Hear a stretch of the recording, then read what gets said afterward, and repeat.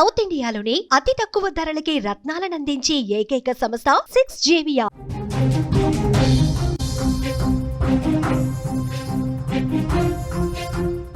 War breaking news చూస్తున్నాం. Russia నుంచి Ukraine పై అతిపెద్ద డ్రోన్లు దాడి చేసినట్లుగా తెలుస్తోంది. ఒక్క రోజులోనే 805 డ్రోన్లు క్షిపణులను ప్రయోగించింది రష్యా. యుక్రెయిన్ ప్రధాన పరిపాలనా భవనంపై డ్రోన్ల దాడి అతిపెద్ద దాడిగా ధృవీకరించింది యుక్రెయిన్. దాడిలో 2 మృతి చెందారు, 15 మందికి పైగా గాయాలన్నట్లుగా కూడా మనకి బ్రేకింగ్ న్యూస్ లో సమాచారం అందుతోంది. చర్చలకు రావాలని కూడా జెలెన్స్కీకి పుతిన్ ఆహ్వానం పంపారు. పుతిన్ ప్రతిపాదనను జెలెన్స్కీ తిరస్కరించినట్లుగా అయితే మనకి సమాచారం అందుతోంది. రష్యా యుక్రెయిన్ యుద్ధం 2.5 ఏళ్లుగా ప్రపంచాన్ని వణికిస్తున్న ఈ పోరులో అనేక కొత్త పరిణామాలు చోటు చేసుకుంటూనే ఉన్నాయి. ఒకవైపు శాంతి చర్చల గురించి మాట్లాడుకుంటూనే మరోవైపు భీకర దాడులకు తెగబడుతున్నాయి రెండు దేశాలు కూడా. తాజాగా రష్యా నుంచి యుక్రెయిన్ పై ఆదివారం తెల్లవారుజామున ఒక భయంకరమైన దాడి జరిగింది. సైనిక చర్య ప్రారంభించిన తర్వాత రష్యా చేసిన అతిపెద్ద దాడి ఇదేనని యుక్రెయిన్ అధికారులు చెప్తున్నారు. ఒక్కసారిగా ఏకంగా 805 డ్రోన్లు క్షిపణులతో యుక్రెయిన్ పై విరుచుకుపడింది రష్యా సైన్యం. రాజధాని కీవ్లోని కీలక భవనాలే లక్ష్యంగా ఈ దాడులు జరిగాయి. ఈ దాడితో యుక్రెయిన్ లో పరిస్థితిని మరింత ఉద్రిక్తంగా మారిందని కూడా ఇక్కడ చెప్పుకోవచ్చు.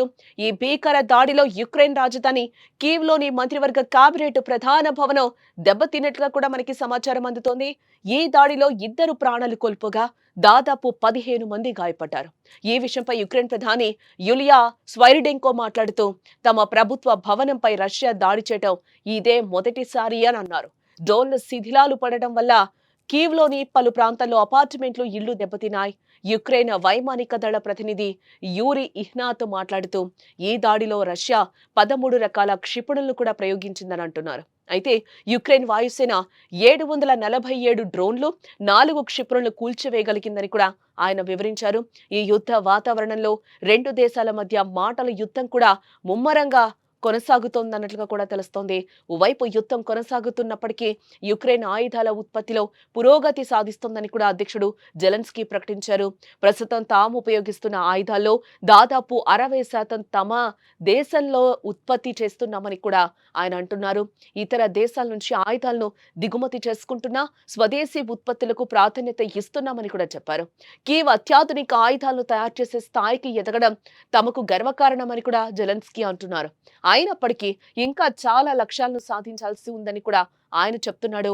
తమ గగనతల రక్షణ వ్యవస్థలను మరింత బలోపేతం చేసుకోవడానికి చర్యలు తీసుకుంటున్నామని, అలాగే దీర్ఘశ్రేణి ఆయుధాలు, క్షిపణుల కోసం మిత్ర దేశాలతో చర్చలు జరపనున్నామని కూడా ఆయన వివరించారు.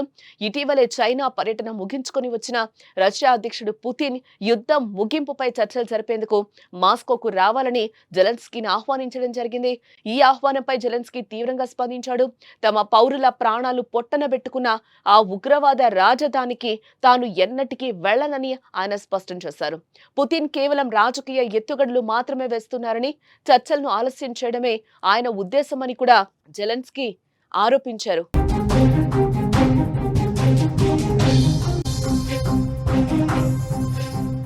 రష్యా అధ్యక్షుడు అమెరికాతో కూడా ఆటలు ఆడుతున్నారని కూడా ఆయన ఆగ్రహం వ్యక్తం చేశారు. ఈ పరిణామం తర్వాతే ఈ దాడి జరగడం ఇక్కడ గమనార్హం.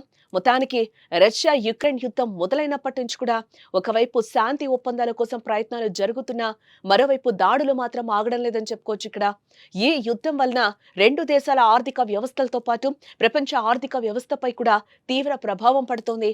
యుక్రెయిన్ పౌరులు తమ ఇళ్లు, జీవితాలను కోల్పోయి నిరాశ్రులవుతున్నారు.